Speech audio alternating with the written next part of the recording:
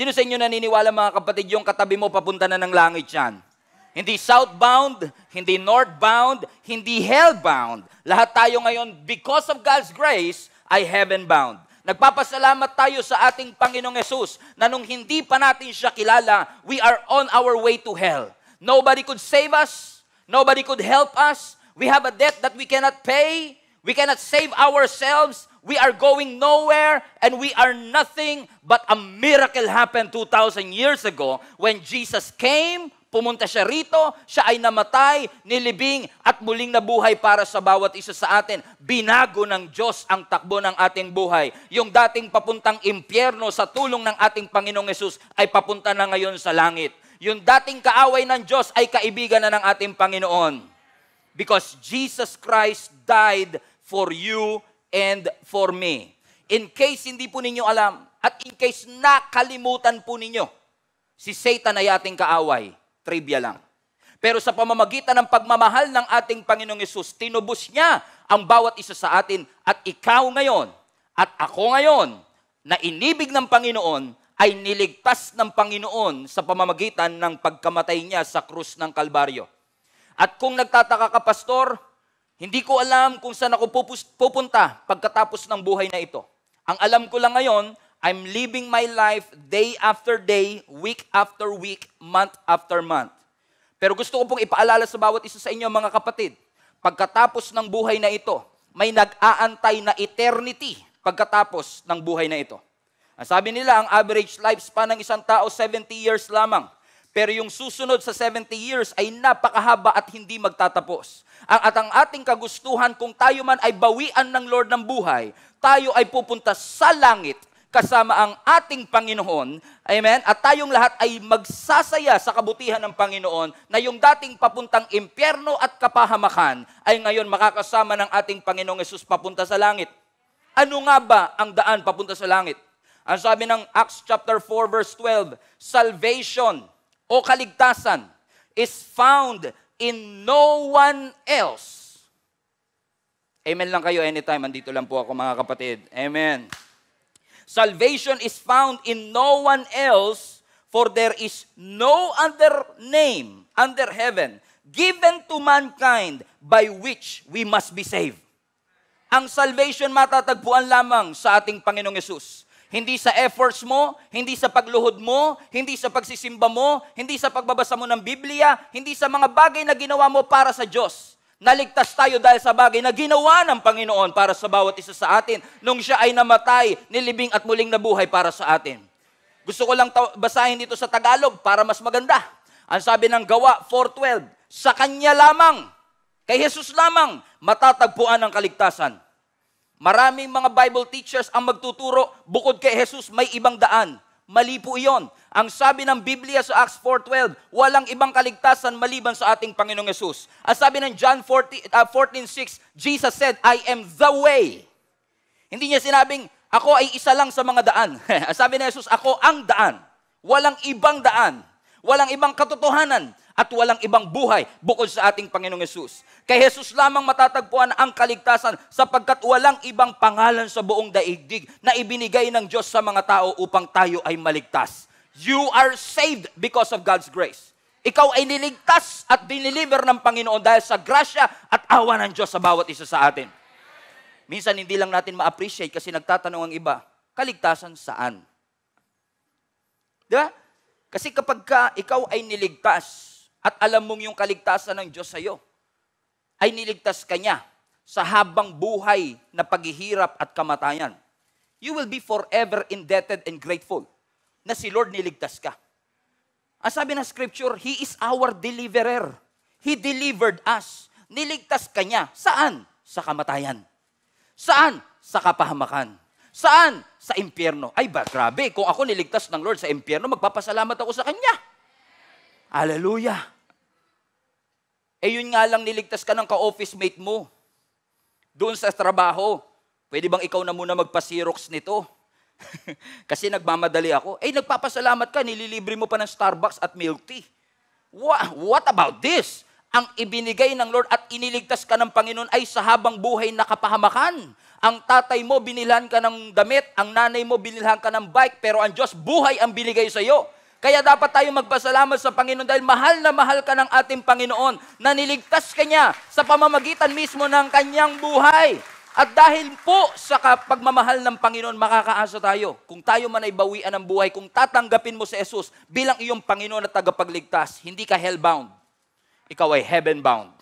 Sino sa inyo excited nang pumunta ng langit? Taas ang kamay. Amen. Kalahati lang Sino sa inyo gusto pumunta ng langit? Taas kamay. Sino sa inyo willing mamatay na? Wala namang ibang daan sa langit ngayon kundi mamatay.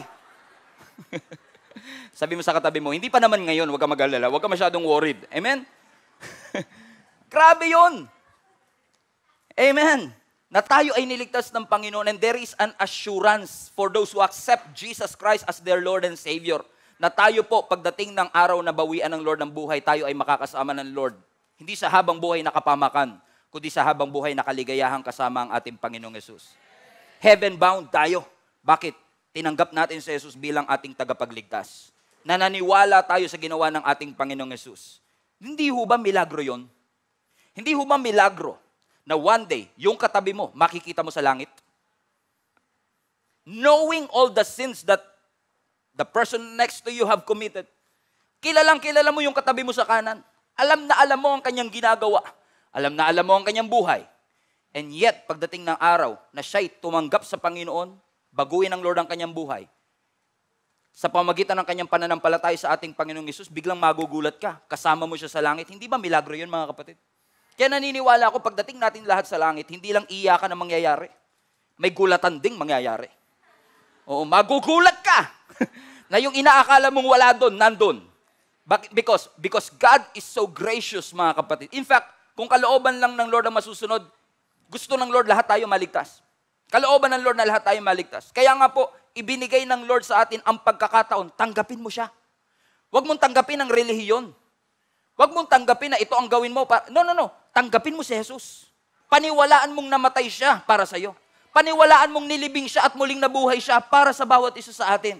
And I understand, I acknowledge, marami po sa atin, confused pa rin tayo, no? Marami sa atin ang nalilito ngayon. Pastor, ano nga po ba ang mangyayari sa akin pagkatapos ng buhay na ito? Ang sinasabi ng scripture sa atin, walang ibang kaligtasan, kundi ang ating Panginoong Hesus lamang. Kaya napakahalaga po ngayon pa lang, by faith, sabihin mo sa sarili mo, Panginoon, maraming salamat sa kaligtasan na namatay ka, nilibing ka at muling nabuhay para sa akin.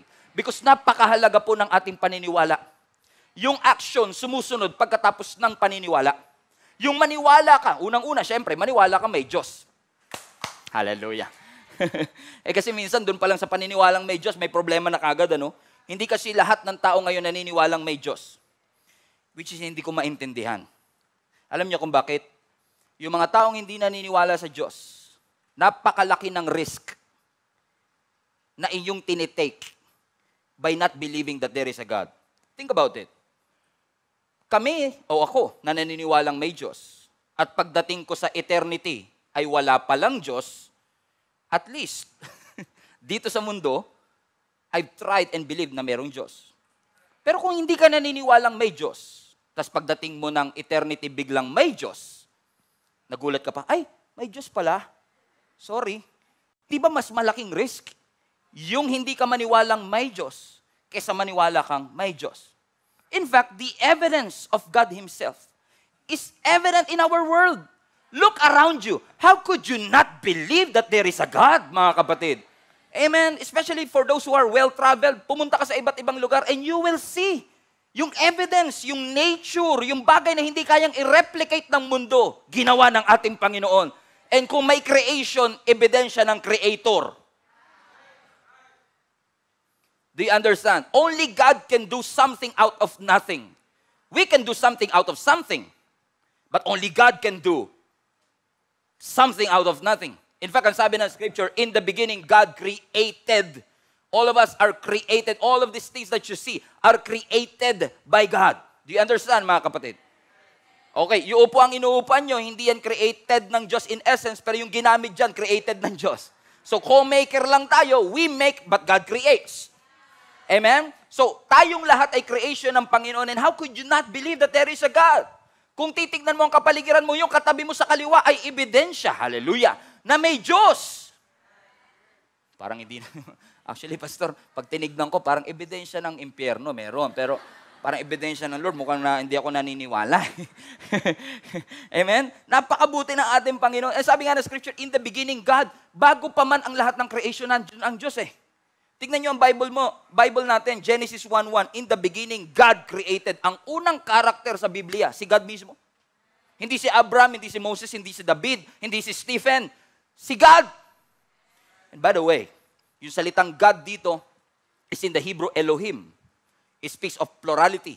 Pag sinabi mong Elohim, eternal, self-existent. Walang nag-create sa Kanya. In the beginning, the self-existent God created the heavens and the earth. And the earth was without form and shape. And darkness hovered all around the earth. And God said, let there be light. And there was light. Kaboom! Kung may sound effects man. Nobody can do that. Kahit ang pinakamagaling na tao cannot say, let there be light, and there was light. No. May kilala ho ba kayong architect or engineer na pumunta sa construction site at sinabi niya, let there be building. And there was a building. Wala. Kahit anong salita natin, kahit anong sigaw natin, they can create or they can make something out of something, but we cannot create something out of nothing. Only the self-existent Elohim God can do that. Elohim, plurality, God the Father, God the Son, God the Holy Spirit. He created the heavens and the earth. We are all His creation. Napakagandang creation. Hallelujah. Ang sabi ng Isaiah, fearfully and wonderfully made. Kahanga-hanga at katakot-takot. Fearfully eh. De, katakot-takot na effort. Hallelujah. Amen. Pinag-effortan ka ng Lord eh. Hallelujah. Amen. You are fearfully and wonderfully made. Lahat tayo ay creation ng Panginoon. Wonderful, perfect, immortal. But we failed. We sinned. Nagkamalit, nagkasala ang ating mga unang magulang na minamana natin at nire-reap natin ang consequences of all of it. And because of sin, pumasok ang kamatayan. Because of sin, pumasok ang hard work, ang sweat. But we thank the Lord 2,000 years ago. Yung bagay at epekto ng ating pagkakamali at kasalanan, ni-reverse ng Panginoon sa pamamagitan ng kanyang pagkamatay, pagkalibing, at muling pagkabuhay sa krus ng Kalbaryo. Dapat hellbound ka. Dapat papunta tayong impyerno. Pero dahil sa pagmamahal ng ating Panginoong Yesus, hallelujah. Siguro banal na banal yung katabi mo, hindi siya makapag-amen. Pastor, kasi ako 50% lang naman na salvation kailangan ko kasi 50% ko mabuti naman. Basahin natin ang Romans 3:23. For all have sinned. Everyone. Hindi ko po alam kung saan kayo nag-college, saan kayo nag-high school, pero sa amin, ang tinuro, pag all, lahat. Meron po ba diyang school na nagsasabing 50% lang yung all? Ang sabi ng Scripture, all. Wala po ni isa sa atin ang pwedeng makapag-claim. 50% na kaligtasan lang ang kailangan ko, Pastor, kasi semi-messed up lang naman ang buhay ko. Hindi naman completely. Semi lang. No. All of us sinned. All of us without Jesus, papunta ng impyerno. All of us without Jesus, kaaway ng Panginoon. All of us, kung wala si Jesus, ay walang-wala. There is nothing in us that will get to the Lord unless mahalin tayo at iligtas tayo ng ating Panginoong Jesus. But we thank the Lord, 2,000 years ago, because of Jesus Christ, He reconciled us back to God. Yung dating kaaway, yung dating malayo, yung dating walang access sa pamamagitan ni Kristo ay nagkaroon ng access. Hallelujah! Makasalanan tayo, nagkamali tayo, pero maraming salamat, mahal tayo ng ating Panginoong Yesus. Sabi ng Scripture again, all have sinned, and we fell short. Lahat tayo bumagsak, hindi nakaabot sa standard ng ating Panginoong Yesus. Kaya nga kahit yung nanliligaw sa iyo, matagal na, hindi mo sinasagot kasi hindi siya abot sa standard mo eh. Kasi ang standard mo, tall, dark, and handsome. Eh, handsome siya. Bumagsak. Ang requirement sa trabaho, dapat ang height mo 5'7", 5'6 and a half ka. Fall short. Literally. Amen. How many among you believe, mga kapatid, kung effort lang, kung hard work lang, kahit gaano tayo kasipag, lahat ng ating effort, even yung ating pagsisimba weekly, kapos sa requirement at standard ng Diyos. Ha, Pastor? 3 years na ako dito sa Gia Kamanaba, kapos pa rin? Opo. Pastor, lagi ako nagsisimba, kapos pa rin? Opo. Pastor, hindi mo alam, every day pag nasa bahay po ako, ang binabasa ko po, quiet time ko, 10 chapters a day. Kapos pa rin po. Pastor, kahit nga wala tayong fasting ko 41 days. Dahil ko pa si Jesus po.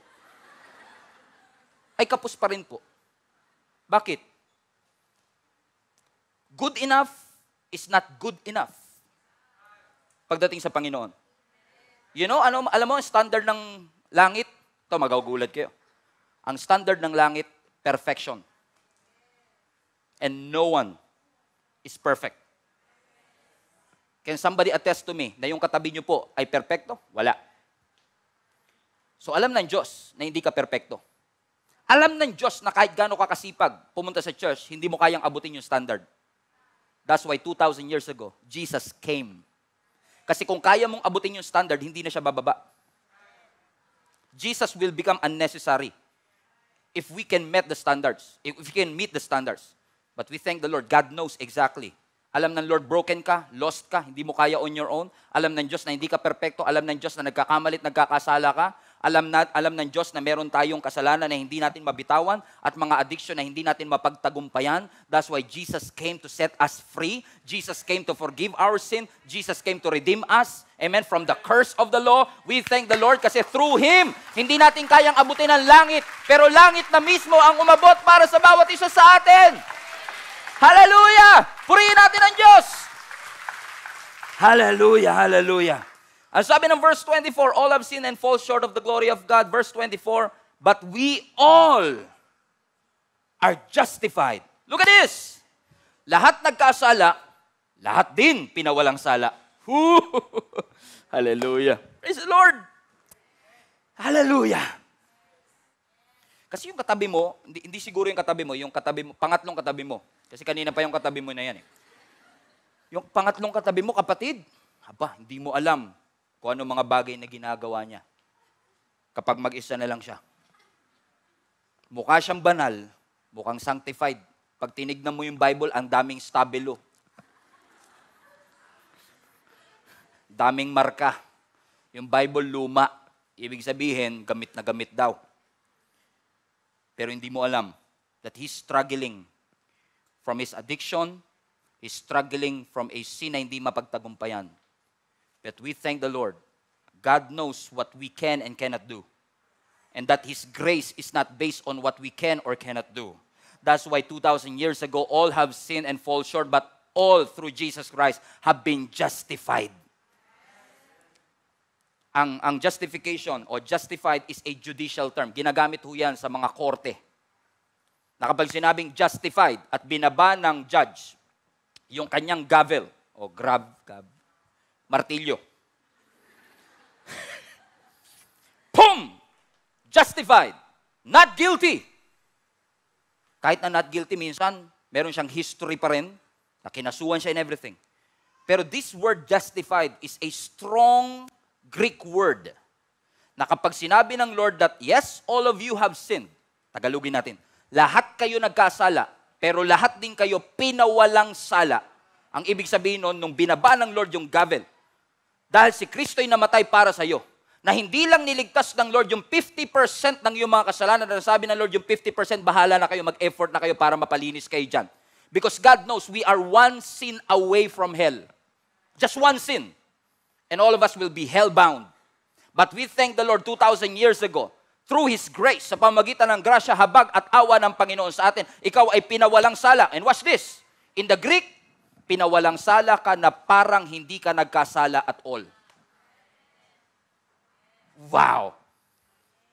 You've been justified. And watch this. This is what I love. Freely. Alam nyo, tayong mga Pilipino mahilig sa libre.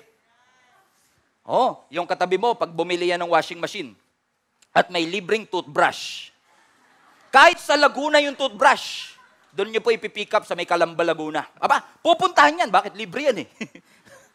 Oh, sino sa inyo naniniwala pagka libre mas masarap? Oh, pag ikaw nanlilibre, wala kang gana. Pero tingnan nyo, sabi ng Bible, nung ikaw ay niligtas ng Diyos, yung kaligtasan niya, hindi niya pinabayaran. Walang ticket. You've been justified, declared righteous for free. Paano nangyari yun, Pastor? By His grace. Pag sinabing gracious ang Lord, ibig sabihin, yung kanyang pag-ibig ay hindi merited. Let's say, for example, sino sa inyo may katabi ho kayo na matalino nung nag-aaral pa? Lagi siyang may medal. Sige, magpanggap na kayo, hindi naman natin lalabas. May medal. Ba't ka may medal? Pinaghirapan mo yan eh. Correct? Merit yan. Diba? Certificate, medal, ang tawag ko dyan, merit. Correct? Now, sa mga taga-Malabon, alam nyo to, dyan sa may plata, 10 piso lang yung medalya na yun. Correct? Tama si Ninong. Ninong, taga-plata kami. Malapit kami dyan eh. Dyan sa may plata, 10 piso lang yung isang medalya. Biruin mo, pag sinabitan nga ng nanay mo ng medalya, magpapakain pa siya. Pero yung sinabit, 10 piso lang yun. Pero ba't ka nagpapakain? Hindi dahil sa medalyang ikinabit sa'yo. Kundi recognition yun ng lahat ng bagay na pinaghirapan mo sa loob ng 1 taon para makamit yung medalyang iyon. Correct? Kasi nga, minerit mo yun eh. Pinaghirap. Sino sa inyo mga kapatid, pag sweldo na, excited ka? Taas kamay. Sino sa inyo pag sweldo, excited? Taas kamay. Huwag na ko kayo mahiya. Kahit Christian, excited sa sweldo. Hindi po makapagtaas, Pastor, wala, sweldo delayed, 4 months. Praise God, ano? Now, kung halimbawa na-expect mo sa 30 o sa October 15, ikaw ay susweldo. Okay?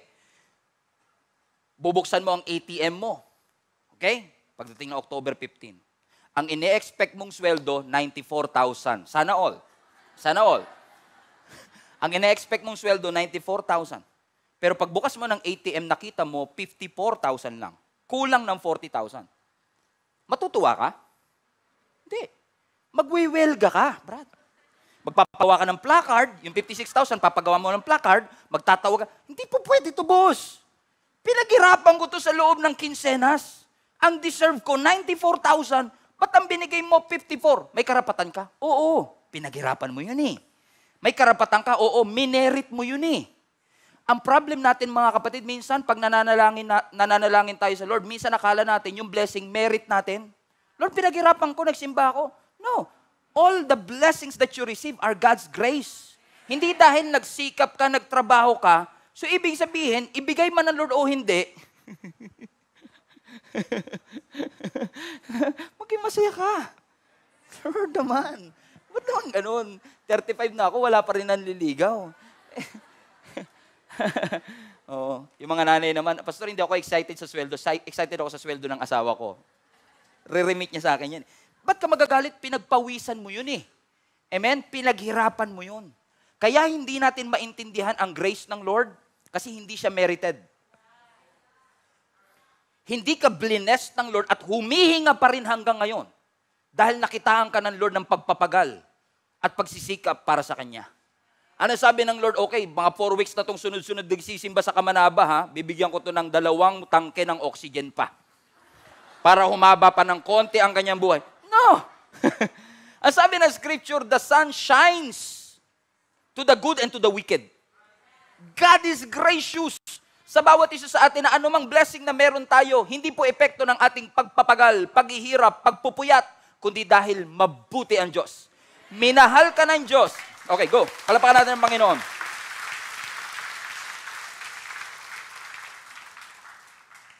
Mahal ka ng Diyos, hindi dahil mabuti ka.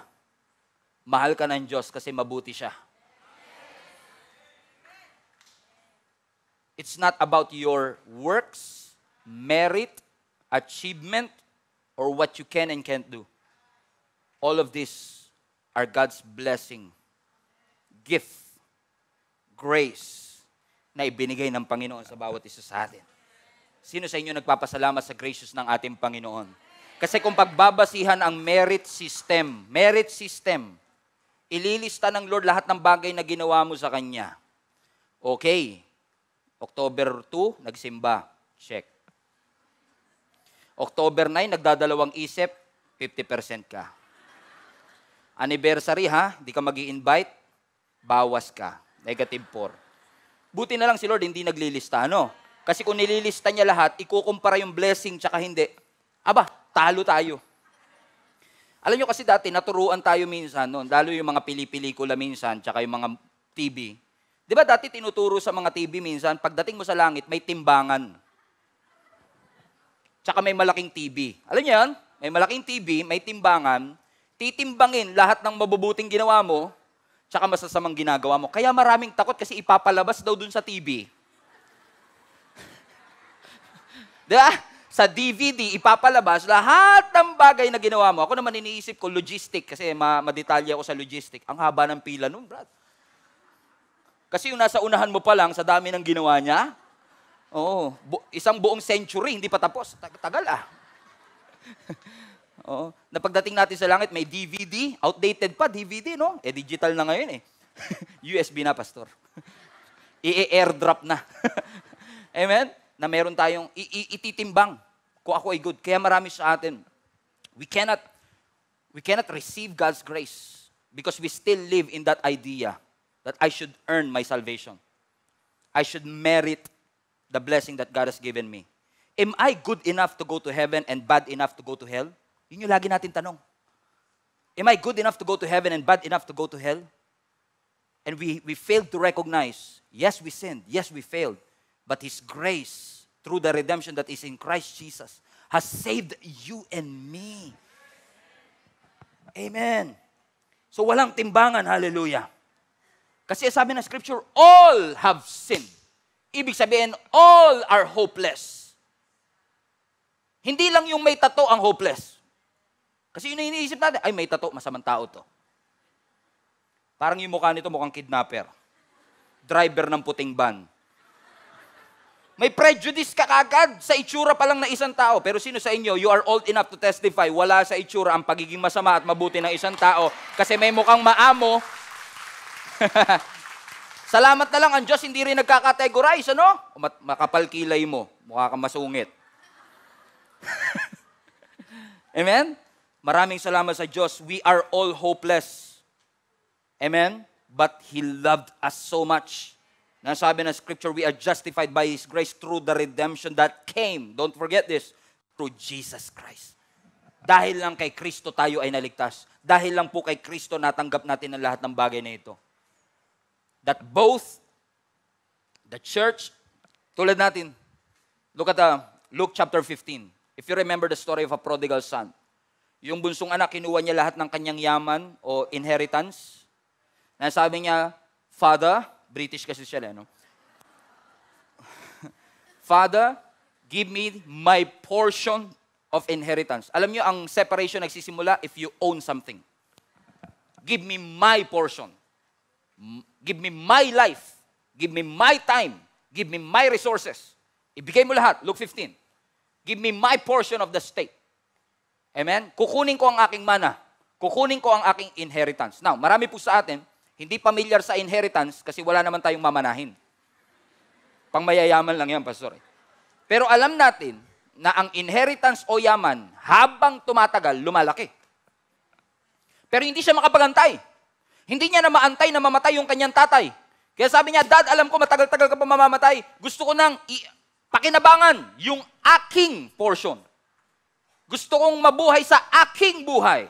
Magtayo ng sarili kong pamilya. Kukunin ko ang aking portion. And the father, binigay niya yung portion ng panganay, binigay niya yung portion ng bunso, at yung bunso, nagpakawalwal sa kanyang buhay. He squandered his life. Ang sabi ng Scripture, sinayang niya lahat ng resources hanggang sa naubos ang lahat ng resource, wala nang makapag-provide sa kanya. Kapag kasi dinetouch mo ang sarili mo sa source, yung resources mo hindi magtatagal. I said it again. Wag na wag po kayong magdi-detach sa source kasi once na nag-detach ka sa source, yung resources mo will only go so far. Mauubos yan. At yun na nga nangyari, naubos yung kanyang resources. at nag-apply siya bilang tagapagpakain ng baboy. At nung siya ay nagpapakain na ng baboy, ngayon kasi pagka, may piggery, mayaman. Pero at that point, kinukonsider nila yung tagapag-alaga ng baboy bilang pinakamababang trabaho sa kanilang culture. Nung siya ay nakaupo at pinagmamasdan niya na kumakain yung baboy at yung kanyang tiyan ay kumakalam, sabi niya, napakaraming servant ng tatay ko, hindi naman nagugutom ng ganito. Buti pa yung servant, may kinakain. Ako na anak, yung pagkain na lang ng baboy, pinagnanasaan ko pa. Sabi niya, teka lang, babalik ako sa aking tatay at sasabihin ko sa kanya, Father, British, I have sinned against heaven and on earth. I'm no longer worthy. Hold on. I'm no longer worthy to be called your son. In the first place, kailan ba tayo naging worthy? I'm no longer worthy to be called your son. Just make me, even worse, just make me one of your hired servant. Tignan niyo to. Yung anak, gusto ngayon mag-apply bilang empleyado. Just to receive something. He failed to realize, nung anak siya, hindi niya nakukuha yung blessing dahil nag-effort siya, kundi dahil anak siya. Grace. Ngayon gusto niyang i-earn. Make me one of your hired servant. Come on, somebody. Hindi yata makarelate yung mga nanay at tatay dito, ano? Yung mga nanay at tatay, yung po bang refrigerator ninyo sa bahay, halimbawa po ang anak ninyo, pumunta ng kusina, nagbukas ng rep, kumuha ng chocolate. Paparusahan niyo po ba sila sa pagkuha? Oo, pastor, kasi may diabetic na to eh. Bawal na sa kanya to. Tigas ng ulo, pastor eh. You don't get the point. Yung refrigerator at lahat ng meron ka sa bahay, dahil anak mo siya, para sa kanya yon. Hindi dahil nag-uugas siya ng pinggan. Now, question, mga tatay at nanay, kung pagbabasihan po ang performance ng inyong anak sa mga blessings na ibibigay natin sa kanila. Let's say, for example, Lunes nagugas ka, Tuesday hindi, Wednesday nagugas ka, Thursday nagluto ka, Friday hindi, Saturday nag-computer ka, Sunday hindi ka nagpunta sa church. Okay, 3 out of 7 lang yung performance mo ngayon. At dahil dyan, yung tubig mo, 1 balde lang buong linggo. Tapos yung kuryente mo, hanggang 2 to 9 p.m. ka lang. Hindi mo binibigay yung kuryente, yung tubig, yung bahay. Dahil pinagsikapan niya yun. Gusto mong ibigay yun bilang anak. Free of charge. Correct? Na hindi mo binibigay sa iba at sa stranger. Pero libre sa kanya. So yung libre nga sa kanya, gustong ibigay, pero ngayon gusto niyang i-earn. At sabi niya, make me one of your hired servant. And you know what? Pagbalik niyo sa kanyang tatay, yung sabi ng scripture, while the son was still a long way off, malayo pang ang anak niya, nakita siya ng kanyang tatay. Ano sabi ng Bible, tumakbo ang kanyang tatay palapit sa kanyang anak. Hindi palayo. Hindi palayo. Hindi palayo. Kapag lumalapit ka sa Diyos, hindi lumalayo ang Diyos sa'yo. In fact, kahit hindi ka pa lumalapit sa Panginoon, gusto niyang hagkan ka, yakapin ka, at ipakita sa'yo na mahal ka niya. The Father ran to His Son. Amen? Ano sabi ng Bible? He hugged His Son, kissed His Son. And I believe tuloy-tuloy. Mwah! Mwah! Mwah! Mwah! Mwah! Mwah! Mwah! Mwah! Mwah! Mwah! Kasi na-miss mo, tas mwah. Siyempre tuloy-tuloy yan. Mwah! Mwah! Mwah! Remember, galing siya sa pig pen, amoy baboy. Pero kahit amoy baboy ang kanyang anak, kahit madungis ang kanyang anak, I don't care. This son of mine was dead and is now alive. He was lost and now he was found. I'm gonna kiss him as much as I want. At sabi niya sa kanyang mga katulong, ilabas niyo ang best robe. Hindi lang robe, best for the sinner. Best robe, put it on him. Put a ring on his finger, sandals on his feet. Kill the fattened calf, and let's get merry. Let us celebrate. No question. They are celebrating yung pagbabalik ng kanyang anak. Teka lang, hindi pa ho siya naglingkod. Hindi pa ho siya di ba dapat pagbayaran niya muna? No. The Father is so gracious that He welcomed His Son open arms, and celebrate. Watch this. This is the exciting part, and then we will close. This is where the church messed it up. Because the heaven celebrates yung mga bumabalik sa Diyos. But sometimes the church people doesn't celebrate those who come back to God. At ang feeling nila, sabi ng Bible, pag uwi ng panganay, dalawa kasi anak eh. Pag uwi ng panganay, nagulat siya, may disco sa bahay ng kanila. Ang sabi ng scripture, he heard singing and dancing. Now, kapag marinig mo yung singing, okay yun. Marinig mo yung dancing, so most probably, he heard singing and dancing. Naririnig niya, everyone is partying, everyone is celebrating. Nasa labas siya. Tinawag niya yung kanilang katulong. Ano sabi niya? Anyari? Anong nangyayari? Sir, yung kapatid niyo pong bunso, yung kumuha ng mana, yung nagpakawalwal sa buhay, bumalik na po. At yung tatay niyo po, nagpahanda. Yung lechon, natay pa para sa kanya. And the older son was offended. Ano sabi niya? Teka lang, ako nga. Kahit na yung bibi lang na hinihingi ko, hindi pinapatay. Tapos siya lechon pa. Ehlers pa. Binigay sa kanya. So, hindi niya matanggap. Ang nakakatuwa dito mga kapatid, ang interesting dito, yung naglayas nasa loob. Tapos, yung residente sa loob, ayaw pumasok. Bakit? Ang pananaw ng nasa labas, hindi deserve nung nasa loob yung blessing na nakukuha niya. Hindi ako papasok dyan hanggat hindi binabawi sa kanyang blessing. Deserve ko yun. Ako yung nagsikap eh. Ako yung laging nasa church eh. Ako yung laging sumusunod eh. Ako yung laging faithful. Dapat yung blessing at celebration, yung lechon, sa akin dapat yun. Yung nasa loob naman na nagpa-party, feeling niya, hindi niya deserve. Ako dapat yung nasa labas. Kasi ako yung nagkamali. Dapat to, di ba? Hard servant ako, dapat pagsikapan ko. Pero ba't may celebration pa para sa akin? Naintindihan niyo mga kapatid? Amen? Now, ang question, saan kaya nandyan yung katabi mo? Nandun siya sa loob o nandun siya sa labas? Yung isa homesick, yung isa sick of home. Kasi marami sa atin, we once loved the house, now we resent the house because we feel like yung mga taong nasa loob. And I've heard this all the time and I say this respectfully. Pastor, hindi ako magsisimba sa church na yan kasi ang daming hypocrite sa church. Mga self-righteous, nagmamagaling, kala mo kung sino. Pero ang totoo hindi, everywhere you go, laging may hypocrite. Minsan nga, biniro ako, kakilala ko naman siya. Pastor, ayoko pumasok sa church kasi ang daming self-righteous. Huwag kang mag-alala, may lugar kami para sa iyo. Mga 5 o'clock, magigas niya, malalim-lalim po yun. Because in the church, in God's house, everyone is welcome. Everyone. Sa dalawang anak na ito, sino sa tingin nyo ang mas mahal ng tatay? Yung panganay o yung bunso? Survey tayo sa chat. Sino ang mas mahal ng tatay? Yung panganay o yung naglayas? I wanna hear you guys.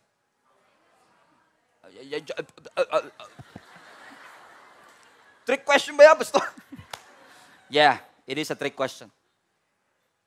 Mahal niyang pareho ang dalawa.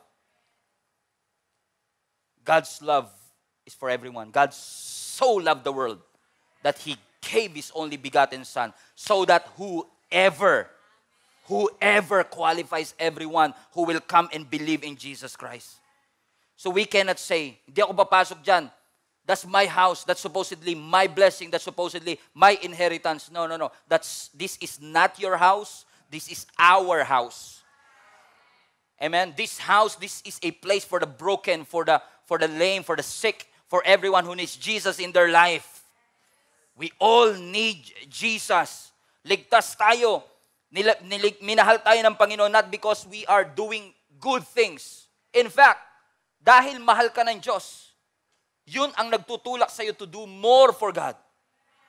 Because you are not saved by good works, you are saved for good works.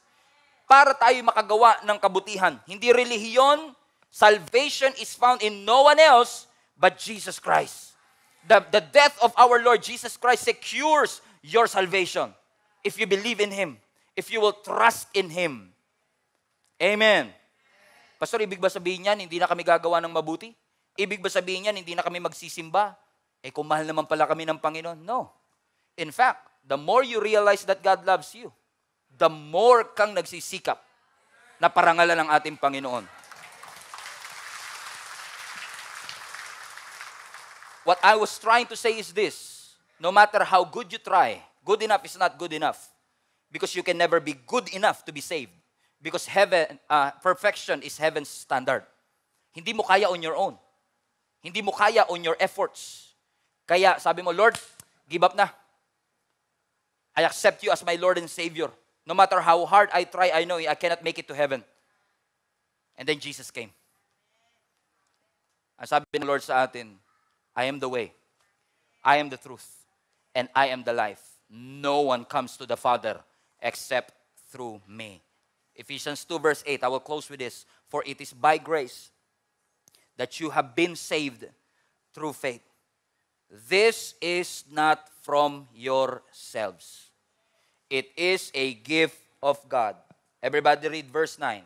Not by works, so that no one could boast. And for many years, I've been preaching this and repeating this illustration over and over again. Ang pinakaayaw kong mangyari, kapag dating ng araw na bawian ako ng Lord at ako ay pumunta ng langit, pagdating natin sa langit, makakarinig ka ng mga nagyayabangan. Alam mo ba, Pastor, kung bakit ako nandito? Kasi di ba, ang service natin sa Kamanaba 11, 9:30 pa lang nasa church na po ako. Kaya nakita ng Lord yung faithfulness ko, Pastor. Niligtas niya ako. Alam mo, Pastor, di ba minsan nagpa-fasting tayo, 21 days? Akin ginagawa ko yung 40. Hindi ko na sinasabi sa inyo kasi ayoko na may pagyabang eh. Pero nakaka-40 days ako. Yung nandun na tayo sa langit, we are trying to say na kaya ako nandito because I did this and I do this and I've completed this and I've achieved this. Alam ko, naniniwala ako pagdating natin sa langit, whoever you are, iiyak na lang tayo. At sasabihin natin, Lord, salamat. Hindi ko nga alam that I can make it. But I thank you that because of Jesus Christ, because of the grace of God, I have been saved through faith. Not because I do good, not because I earned it, not because of my works, but because of you. And when that happens, I believe what was said in Revelation will come, that Jesus will wipe away our tears and assure us, welcome home. You are accepted. You are loved. You are welcomed. I believe with all my heart, mga kapatid, that when you believe in Jesus Christ, good works are inevitable. Hindi po pwedeng Kristiyano, niligtas, tinanggap ng Lord na walang magbabago sa kanyang buhay. May magbabago talaga. Oh, yung dating tinatamad, magsisipag. Yung dating hindi ginagawa, gagawin. Amen? Kasi grabe yung ginawa ng Lord eh. And the love of Christ will enable you because God changed who you are. You are redeemed, forgiven, restored by God. At yung identity mo na binago ng Panginoon will enable you to do something for the glory of God. Kaya nga ang tawag sa atin, human beings, hindi human doings. Because it's not about what you do. It's all about what Jesus did for us. And what Jesus did for us changed who we are. Listen, the grace of God doesn't just change where you go. It changed who you are. Kapag na-receive mo ang pagmamahal ng Diyos, hindi lang niya babaguhin yung pupuntahan mo. Na dati kang hellbound, ngayon heavenbound. Ang babaguhin din ng Lord sa'yo habang nandito ka pa, babaguhin niya ang iyong pagkatao. Gagamitin ng Lord ang iyong istorya. Amen. Yung dating makasalanan, ngayon, hallelujah, binabago unti-unti ng Panginoon. We were born sinners, but thank God we are now born again. Amen? Hindi relihiyon yan, ha? Spiritual, born again. Nabuhay kang muli, bagong pagkatao, ipinanganak. Amen. Salamat sa Lord. Hindi ito dahil sa effort ko. May nakita na ho ba kayo nanganganak? Na nung nanganganak siya, ang sabi ng doktor, push! Push! Inanay naman, ah! Ah! Ah! Ma, ilang araw mo ako ni-labor? 5 days. Pinahirapan ko yung nanay ko 5 days ako ni-labor. EDSA Revolution pa no, kung di ako nagkakamali. EDSA baby ako. February 23, 1986. By the way, kahit October pa lang, tumatanggap po ko regalo. Hindi nyo kailangan antayin yung February, okay? Size 9, joke ha. Biro lang, kayo naman. Okay? Wala pa akong, 5 days akong pinag-labor ng aking nanay. Wala pa akong nakita, although hindi naman talaga ako nakakita ng pinapanganak, pero wala pa akong nabalitaan na dahil napansin ng bata sa loob,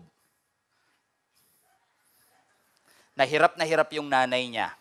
Kawawa naman yung nanay ko. Ako wala akong matandaan na ganito na nangyari sa akin. Ba't ang ingay sa labas, may mga tangke? Sa revolution Parang hirap yung nanay ko 5 days na ako nandito Ready na ako lumabas, wala pa rin Papansin ko yung doktor, paus na Push! Push! Yung nanay mo hirap na hirap. Tulungan ko kaya si nanay. May nakita ba kayong bata na dahil nahirapan yung nanay niya, tumulong na lang siya, labas na lang ako. Nauna pa yung kamay. Wala. Sino sa inyo na naawa yung bata sa doktor dahil paus na, siya na lang yung lumabas? Wala. Basta ka na lang ipinanganak, wala kang kontribusyon.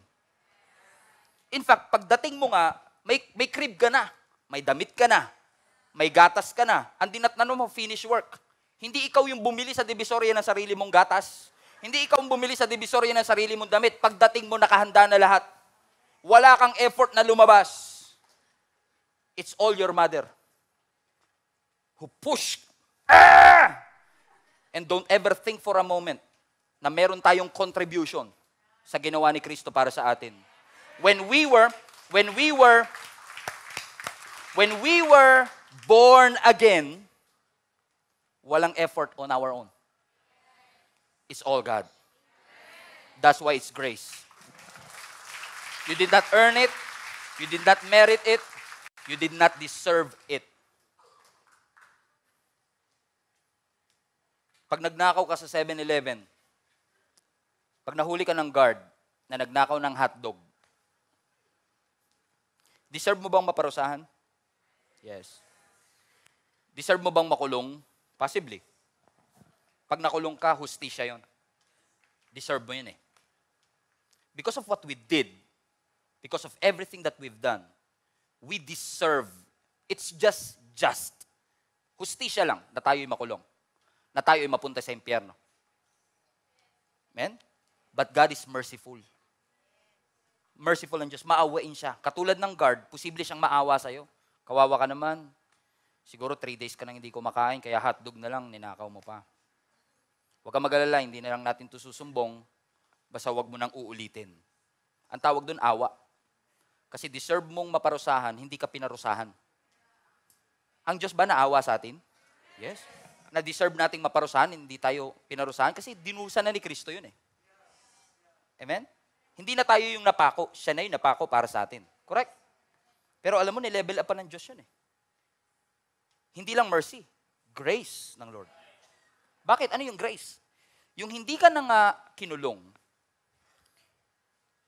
hindi ka nang dinala sa korte, ang sabi pa ng security guard sa'yo, so total, mukhang kawawa ka, ito, 20,000. Sa'yo na yan. Para next time, hindi ka na magnanakaw uli ng hotdog. Di ba natawa kayo? It's too good to be true. Nagnakaw na, binigyan mo pang 20,000. Mali siya, dapat yan, parusahan yan. Ganun kasi yung church mindset natin Mali, parusahan nyo yan. Huwag nyo papasukin yan. He doesn't belong here. Tignan nyo, laki-laki na nakalagay sa harap You belong here. Siguro naman lahat kayo nakita po nyo yan. At talagang inintensyon nating ipalagay yan dyan because we want everybody to feel you are welcome, accepted, acknowledged. Amen? Hindi natin maintindihan ng grace kasi yung grace magbibigay ng 20,000 for the sinners. It's too good to be true. We do not deserve this, but God gave it anyway. Na sinabi ng Bible, you have the fullness of Jesus Christ. Just think about that phrase for a moment. We have the fullness of Jesus Christ. Ibig sabihin, kung si Pastor Stephen nakatanggap ng grace in full, hindi ibig sabihin na naubusan ka ng grace. Kasi yung full grace na natanggap ko is full grace din na matatanggap mo. Walang shortage sa kingdom ng Panginoon. Walang kakulangan ng grace sa kingdom ng ating Panginoon. That God knows you messed up, you sinned big time. But when your sin is great, always remember that your Savior is greater. When your sin is great, the forgiveness of God is greater. He still loves you. He accepted you. His grace I receive is also the grace that you will receive. Just acknowledge the grace of God in your life. Acknowledge that you were once lost, but now you are found. Amazing grace. That's why we call it amazing grace. Kung ang grace na natanggap mo hindi amazing, hindi yan grace. Because grace is too good to be true. It's amazing. When the son came home, the father saw him, ran to his son, embraced him. Mwah, mwah, mwah, mwah. Father, I have sinned against heaven and on earth. I'm no longer worthy to be called your son. Hindi niya na nasabi yung make me, hire me. Just one of your servants. Hindi niya na nasabing gawin mo na lang akong servant, paswelduin mo ako. Hindi niya na nasabi yon. Because he was overwhelmed by the love of the Father. I missed you. Please know that regardless of what you've done, I forgave you. Pinatawad kita. Tinanggap kita. Welcome home. Welcome home. You belong in this house. This is the place of peace and joy and acceptance. A place for the broken, for the hurting, for the needy. This is a place for you, for anyone who believes in Jesus Christ. And that's exactly what I am trying to impart into your heart. That's why we call it good news. Because it is, in fact, a good news. Na si Kristo'y namatay, nilibing at muling nabuhay because of His grace and His love and His mercy towards you.